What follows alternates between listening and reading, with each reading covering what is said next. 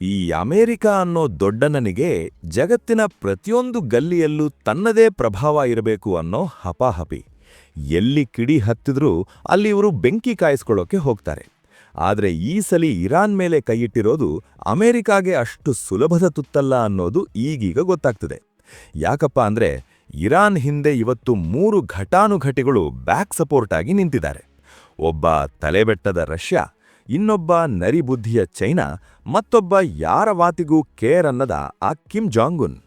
ಇವರ ಪ್ಲಾನ್ ಎಷ್ಟು ಡೇಂಜರಸ್ ಅಂದ್ರೆ ಯುದ್ಧಕ್ಕೆ ನಾವಂತೂ ಬರಲ್ಲ, ಆದರೆ ಇರಾನನ್ನ ಸೋಲೋಕು ಬಿಡಲ್ಲ ಅನ್ನೋ ರೇಂಜ್ನಲ್ಲಿ ಆಟ ಆಡ್ತಿದ್ದಾರೆ.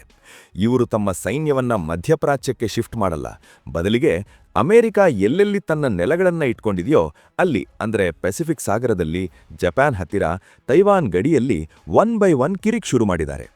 ಅಮೆರಿಕ ತನ್ನೆಲ್ಲಾ ಶಕ್ತಿಯನ್ನ ಇರಾನ್ ಮೇಲೆ ಹಾಕೋಕೆ ಹೋದ್ರೆ ಈ ಕಡೆ ಈ ತ್ರಿಮೂರ್ತಿಗಳು ಅಮೆರಿಕಾದ ಮಿತ್ರ ದೇಶಗಳಿಗೆ ಬೆವರಿಳಿಸ್ತಾರೆ. ಆಗ ಅನಿವಾರ್ಯವಾಗಿ ಅಮೆರಿಕ ತನ್ನ ಅರ್ಧ ಸೈನ್ಯವನ್ನ ಇಲ್ಲೇ ಉಳಿಸ್ಕೋಬೇಕಾಗತ್ತೆ. ಇದು ಇರಾನ್ಗೆ ಒಂದು ದೊಡ್ಡ ರಿಲೀಫ್ ಕೊಟ್ಟ ಹಾಗೆ ಆಗತ್ತೆ. ಇರಾನ್ನನ್ನ ನಡುನೀರಲ್ಲಿ ಕೈಬಿಟ್ಟು ನಿಮ್ಮ ಹಣೆ ಬರಹ ಅಂತ ಇವರು ಸುಮ್ಮನೆ ಕೂತಿಲ್ಲ, ಬದಲಿಗೆ ಅಮೆರಿಕಾಗೆ ಇಕ್ಕಳದಲ್ಲಿ ಹಿಡಿದ ಹಾಗೆ ಚೆಕ್ಮೇಟ್ ಇಡ್ತಾ ಇದ್ದಾರೆ. ಅಮೆರಿಕ ಮುಂದೆ ಹೋದ್ರೆ ಇರಾನ್ ಗುಮ್ಮುತ್ತೆ, ಹಿಂದೆ ನೋಡಿದ್ರೆ ಈ ಮೂವರು ರೆಡಿಯಾಗಿದ್ದಾರೆ. ಇದೇ ಈಗ ಇರೋ ಅಸಲಿ ಗೇಮ್ ಪ್ಲಾನ್. ಈ ಆಟದಲ್ಲಿ ರಷ್ಯಾದ ಪುತಿನ್ ಈಗ ಸಖತ್ ಖುಷಿಯಾಗಿದ್ದಾರೆ. ಯಾಕಂದ್ರೆ ಅಮೆರಿಕ ಕಣ್ಣು ಇರಾನ್ ಮೇಲೆ ಬಿದ್ದ ತಕ್ಷಣ ಉಕ್ರೇನ್ನನ್ನ ಅಕ್ಷರಶಃ ಮರೆತೇ ಬಿಟ್ಟಿದ್ದಾರೆ. ಮೊನ್ನೆವರೆಗೂ ರಷ್ಯಾ ಮೇಲೆ 10 ಸ್ಯಾಂಕ್ಷನ್ ಹಾಕಿ ಯಾರೂ ರಷ್ಯಾ ಆಯಿಲ್ ತಗೋಬೇಡಿ ಅಂತ ಜಗತ್ತಿಗೆಲ್ಲ ದಬಾಯಿಸ್ತಿದ್ದ ಇದೇ ಅಮೆರಿಕ ಈಗ ಉಲ್ಟಾ ಹೊಡೆದಿದೆ. ಜಗತ್ತಿನಲ್ಲಿ ತೈಲ ಬೆಲೆ ಏರಿಕೆಯಾದರೆ ತನಗೆ ಆರ್ಥಿಕವಾಗಿ ಪೆಟ್ಟು ಬೀಳುತ್ತೆ ಅಂತ ಅಮೆರಿಕಾನೇ ಈಗ ಭಾರತದಂತಹ ದೇಶಗಳ ಹತ್ರ ಸ್ವಾಮಿ ರಷ್ಯಾ ಹತ್ರನೇ ಆಯಿಲ್ ತಗೊಳ್ಳಿ ಅಂತ ಬೇಡ್ತಾ ಇದೆ.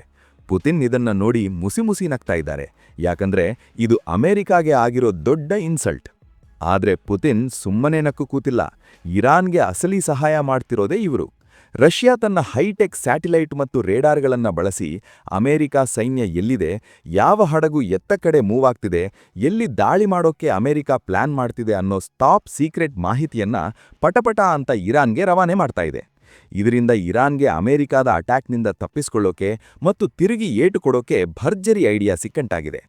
ಪುತಿನ್ ಉದ್ದೇಶ ಒಂದೇ, ಈ ಯುದ್ಧ ಎಷ್ಟು ದಿನ ಎಳೆದಾಡುತ್ತೋ ಅಷ್ಟು ದಿನ ಅಮೆರಿಕ ಹೈರಾಣಾಗುತ್ತೆ. ಆಗ ಉಕ್ರೇನ್ ಕಡೆ ಅಮೆರಿಕ ತಿರುಗಿ ನೋಡೋಕ್ಕೂ ಆಗಲ್ಲ. ಅಮೆರಿಕಾದ ಬಲವನ್ನ ಕುಗ್ಗಿಸೋಕೆ ಪುತಿನ್ ಇವತ್ತು ಇರಾನ್ಗೆ ರಿಮೋಟ್ ಕಂಟ್ರೋಲ್ ರೀತಿ ಕೆಲಸ ಮಾಡ್ತಿದ್ದಾರೆ. ಈ ಚೈನಾ ಇದೆಯಲ್ಲ, ಇದರ ಬುದ್ಧಿಯೇ ಅಂಥದ್ದು. ನೇರವಾಗಿ ಯುದ್ಧಕ್ಕೆ ಬರಲ್ಲ, ಆದರೆ ಒಳಗೊಳಗೆ ಬೆಂಕಿ ಹಚ್ಚೋದ್ರಲ್ಲಿ ಇವರನ್ನ ಮೀರ್ಸೋರೇ ಇಲ್ಲ. ಈಗ ಅಮೆರಿಕ ಇರಾನ್ ಜೊತೆ ಬ್ಯುಸಿಯಾಗಿರೋದನ್ನೇ ಬಂಡವಾಳ ಮಾಡ್ಕೊಂಡಿರೋ ಚೈನಾ ಸಮುದ್ರದಲ್ಲಿ ದೊಡ್ಡ ಗೇಮ್ ಶುರು ಮಾಡಿದೆ.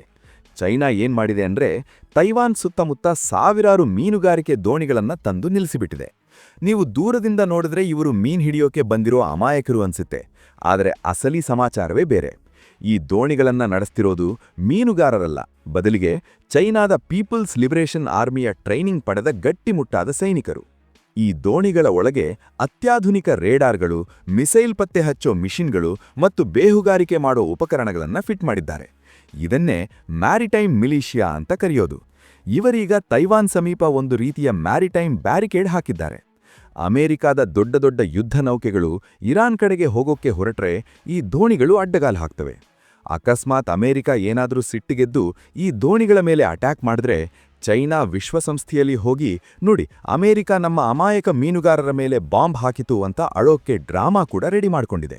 ಅಟ್ಟು ಇರಾನ್ಗೆ ಆಯಿಲ್ ಸಪ್ಲೈ ಮಾಡೋಕೆ ಹಾದಿಯನ್ನ ಸುಗಮಗೊಳಿಸೋಕೆ ಮತ್ತು ಇಟ್ಟು ಅಮೆರಿಕಾಗೆ ತಲೆನೋವು ಕೊಡೋಕೆ ಚೈನಾ ಈ ಹ್ಯೂಮನ್ ಶೀಲ್ಡ್ ತಂತ್ರವನ್ನ ಪಕ್ಕಾ ಆಗಿ ಬಳಸ್ಕೊಳ್ತಾ ಇದೆ. ಈ ಕಡೆ ಇರಾನ್ ಮೇಲೆ ಅಮೆರಿಕ ಕಣ್ಣು ಕೆಂಪಗೆ ಮಾಡ್ತಿದ್ದ ಹಾಗೆ ಅಟ್ಟು ಆ ಶಾರ್ಟ್ ಟೆಂಪರ್ ಆದ ಕಿಮ್ ಜಾಂಗ್ ಉನ್ ಸುಮ್ಮನೆ ಕೂರ್ತಾನಾ? ಚೈನಾ ಜೊತೆ ಕೈ ಜೋಡಿಸಿರೋ ಈ ಕಿಮ್ ಈಗ ಅಮೆರಿಕಾದ ನಿದ್ದೆ ಕೆಡಿಸೋಕೆ ತನ್ನ ಮಿಸೈಲ್ ಬುಟ್ಟದಿಂದ ಒಂದೊಂದೇ ಹಾವನ್ನ ಹೊರಗ್ಬಿಡ್ತಾ ಇದ್ದಾನೆ. ಅಮೆರಿಕ ಮತ್ತು ದಕ್ಷಿಣ ಕೊರಿಯಾ ಸಮುದ್ರದಲ್ಲಿ ಫೀಲ್ಡ್ಗೆ ಇಳಿದು ಅಭ್ಯಾಸ ಮಾಡ್ತಿರೋವಾಗಲೇ ಕಿಮ್ ಪೆಂಗ್ಯಾಂಗ್ನಿಂದ ಜಪಾನ್ ಕಡೆಗೆ ಒಂದೇ ಸಮಕ್ಕೆ ಮಿಸೈಲ್ ಹಾರಿಸಿಬಿಟ್ಟಿದ್ದಾನೆ. ಇದು ಯಾರನ್ನೋ ಹೊಡೆಯೋಕೆ ಹಾರಿಸಿದ್ದಲ್ಲ, ಬದಲಿಗೆ ಅಮೆರಿಕಾಗೆ ಮಗನೇ ನೀನೇನಾದರೂ ಇರಾನ್ ಜೊತೆ ಫುಲ್ ಬ್ಯುಸಿ ಆದ್ರೆ ಇಲ್ಲಿ ನಿನ್ನ ದೋಸ್ತುಗಳ ಕಥೆ ಮುಗಿಸ್ಬಿಡ್ತೀನಿ ಅಂತ ಕೊಡೋ ಖಡಕ್ ವಾರ್ನಿಂಗ್. ಕಿಮ್ ಈ ರೀತಿ ಮಿಸೈಲ್ ಉಗುಳ್ತಿರೋ ಉದ್ದೇಶ ಬಹಳ ಕ್ಲಿಯರ್ ಆಗಿದೆ. ಅಮೆರಿಕ ತನ್ನೆಲ್ಲ ಆಯುಧಗಳನ್ನ, ಯುದ್ಧ ನೌಕೆಗಳನ್ನ ಮತ್ತು ಪ್ಯಾಟ್ರಿಯೇಟ್ ಮಿಸೈಲ್ ಸಿಸ್ಟಮ್ಗಳನ್ನ ಇರಾನ್ ಯುದ್ಧಕ್ಕೆ ಶಿಫ್ಟ್ ಮಾಡಬಾರದು ಅನ್ನೋದೇ ಇವನ ಪ್ಲಾನ್. ಈಗ ಅನಿವಾರ್ಯವಾಗಿ ಅಮೆರಿಕ ತನ್ನ ಅರ್ಧ ಸೈನ್ಯವನ್ನ ಇಲ್ಲೇ ಉಳಿಸ್ಕೋಬೇಕಾಗುತ್ತೆ. ಇದು ಇರಾನ್ಗೆ ಒಂದು ದೊಡ್ಡ ರಿಲೀಫ್ ಕೊಟ್ಟ ಹಾಗೆ ಆಗುತ್ತೆ. ಅಟ್ಟು ಇರಾನನ್ನ ನಡುನೀರಲ್ಲಿ ಕೈಬಿಟ್ಟು ನಿಮ್ಮ ಹಣೆ ಬರಹ ಅಂತ ಇವರು ಸುಮ್ಮನೆ ಕೂತಿಲ್ಲ, ಬದಲಿಗೆ ಅಮೆರಿಕಾಗೆ ಇಕ್ಕಳದಲ್ಲಿ ಹಿಡಿದ ಹಾಗೆ ಚೆಕ್ಮೇಟ್ ಇಡ್ತಾ ಇದ್ದಾರೆ. ಈ ಕಥೆ ಈಗ ಎಲ್ಲಿಗೆ ಬಂದು ನಿಂತಿದೆ ಅಂದ್ರೆ, ಜಗತ್ತು ಅಕ್ಷರಶಃ ಒಂದು ಕುದಿಯೋ ಕೆಂಡದ ಮೇಲೆ ಕೂತಿದೆ. ಅಮೆರಿಕ ತನ್ನೆಲ್ಲ ಹಡಗುಗಳನ್ನ, ಸೈನಿಕರನ್ನ ಇರಾನ್ ಕಡೆಗೆ ತಿರುಗಿಸಿ ಅಲ್ಲಿ ದೊಡ್ಡ ಮಟ್ಟದ ಸಂಹಾರಕ್ಕೆ ಪ್ಲಾನ್ ಮಾಡ್ತಾ ಇದೆ. ಆದರೆ ಇತ್ತ ಚೈನಾ ಮತ್ತು ಉತ್ತರ ಕೊರಿಯಾ ಮಾಡ್ತಿರೋ ಈ ಕಿರಿಕಿದೆಯಲ್ಲ, ಇದು ಅಮೆರಿಕಾನ ಎಳ್ಳಷ್ಟು ಸುಮ್ಮನೆ ಕೂರೋಕೆ ಬಿಡ್ತಾ ಇಲ್ಲ. ಅಮೆರಿಕ ಇತ್ತ ಇರಾನ್ ಮೇಲೆ ಹೊಡೆಯೋಕೆ ಹೋದ್ರೆ, ಅಟ್ಟ ಚೈನಾ ತೈವಾನ್ ಮೇಲೆ ಕಬ್ಜಾ ಮಾಡೋಕೆ ಹೊಂಚಾಕಿದೆ. ಅಕಸ್ಮಾತ್ ಚೈನಾ ಏನಾದರೂ ತೈವಾನ್ ಗಡಿ ದಾಟಿತು ಅಂದ್ಕೊಳ್ಳಿ, ಅಲ್ಲಿಗೆ ಜಪಾನ್ ಸುಮ್ಮನೆ ಇರಲ್ಲ. ಜಪಾನ್ ಯುದ್ಧಕ್ಕೆ ಧುಮುಕಿತು ಅಂದ್ರೆ ಅಮೆರಿಕ ತನ್ನ ಮಿತ್ರನನ್ನ ಉಳಿಸೋಕೆ ಅನಿವಾರ್ಯವಾಗಿ ಈ ಕಡೆನೂ ಯುದ್ಧ ಘೋಷಣೆ ಮಾಡಲೇಬೇಕು. ಅಲ್ಲಿಗೇನಾಯ್ತು, ಅಮೆರಿಕ ಅಟ್ಟು ಇರಾನ್ ಜೊತೆ ಇಟ್ಟು ಚೈನಾ ಜೊತೆ ಒಟ್ಟಿಗ ಫೈಟ್ ಮಾಡಬೇಕಾದ ಪರಿಸ್ಥಿತಿ ಬರುತ್ತೆ. ಇಷ್ಟೇ ಆಗಿದ್ರೆ ಪರವಾಗಿಲ್ಲ, ಇವರ ಹಿಂದೆ ರಷ್ಯಾ ಕೂಡ ರೆಡಿಯಾಗಿ ನಿಂತಿದೆ.